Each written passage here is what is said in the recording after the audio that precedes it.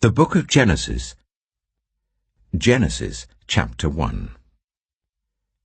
In the beginning, God created the heavens and the earth. Now the earth was formless and empty. Darkness was over the surface of the deep, and the Spirit of God was hovering over the waters. And God said, "Let there be light." And there was light. God saw that the light was good, and he separated the light from the darkness. God called the light day, and the darkness he called night. And there was evening, and there was morning, the first day. And God said, "Let there be a vault between the waters to separate water from water." So God made the vault and separated the water under the vault from the water above it. And it was so. God called the vault sky. And there was evening, and there was morning, the second day. And God said, "Let the water under the sky be gathered to one place, and let dry ground appear." And it was so. God called the dry ground land, and the gathered waters he called seas. And God saw that it was good. Then God said, "Let the land produce vegetation, seed-bearing plants, and trees on the land that bear fruit with seed in it, according to their various kinds." And it was so.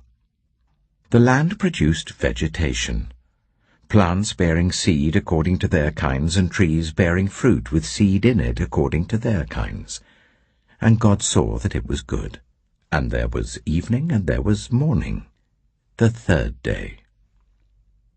And God said, "Let there be lights in the vault of the sky, to separate the day from the night, and let them serve as signs to mark sacred times and days and years. And let them be lights in the vault of the sky to give light on the earth." And it was so. God made two great lights, the greater light to govern the day, and the lesser light to govern the night. He also made the stars. God set them in the vault of the sky to give light on the earth, to govern the day and the night, and to separate light from darkness. And God saw that it was good. And there was evening, and there was morning, the fourth day. And God said, "Let the water teem with living creatures, and let birds fly above the earth, across the vault of the sky." So God created the great creatures of the sea, and every living thing with which the water teems, and that moves about in it, according to their kinds, and every winged bird according to its kind. And God saw that it was good. God blessed them, and said, "Be fruitful, and increase in number, and fill the water in the seas, and let the birds increase on the earth." And there was evening, and there was morning, the fifth day. And God said, "Let the land produce living creatures according to their kinds, the livestock, the creatures that move along the ground, and the wild animals, each according to its kind." And it was so. God made the wild animals according to their kinds, the livestock according to their kinds, and all the creatures that move along the ground according to their kinds. And God saw that it was good.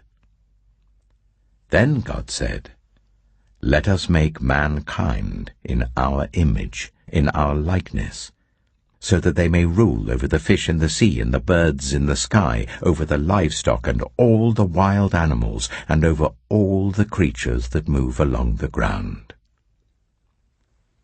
So God created mankind in his own image. In the image of God he created them, male and female he created them. God blessed them and said to them, "Be fruitful, and increase in number. Fill the earth and subdue it. Rule over the fish in the sea and the birds in the sky, and over every living creature that moves on the ground. Then God said, I give you every seed-bearing plant on the face of the whole earth, and every tree that has fruit with seed in it. They will be yours for food, and to all the beasts of the earth, and all the birds in the sky, and all the creatures that move along the ground, everything that has the breath of life in it, I give every green plant for food. And it was so. God saw all that he had made, and it was very good. And there was evening, and there was morning, the 6th day. Genesis chapter 2. Thus the heavens and the earth were completed in all their vast array. By the 7th day, God had finished the work he had been doing. So on the 7th day he rested from all his work. Then God blessed the 7th day and made it holy, because on it he rested from all the work of creating that he had done. This is the account of the heavens and the earth when they were created, when the Lord God made the earth and the heavens. Now no shrub had yet appeared on the earth, and no plant had yet sprung up. For the Lord God had not sent rain on the earth, and there was no one to work the ground. But streams came up from the earth, and watered the whole surface of the ground.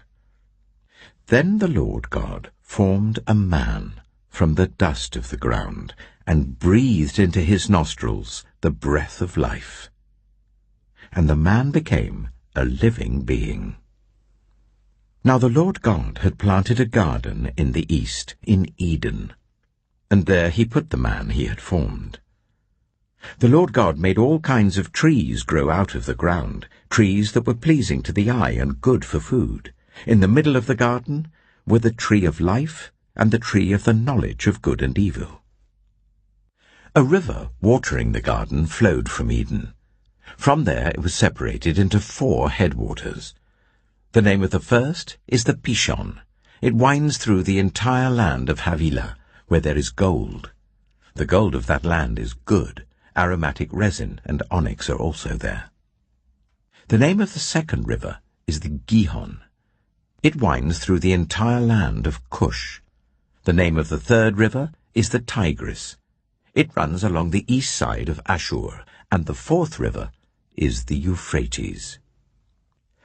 The Lord God took the man and put him in the Garden of Eden to work it and take care of it. And the Lord God commanded the man, You are free to eat from any tree in the garden, but you must not eat from the tree of the knowledge of good and evil, for when you eat from it, you will certainly die. The Lord God said, It is not good for the man to be alone. I will make a helper suitable for him.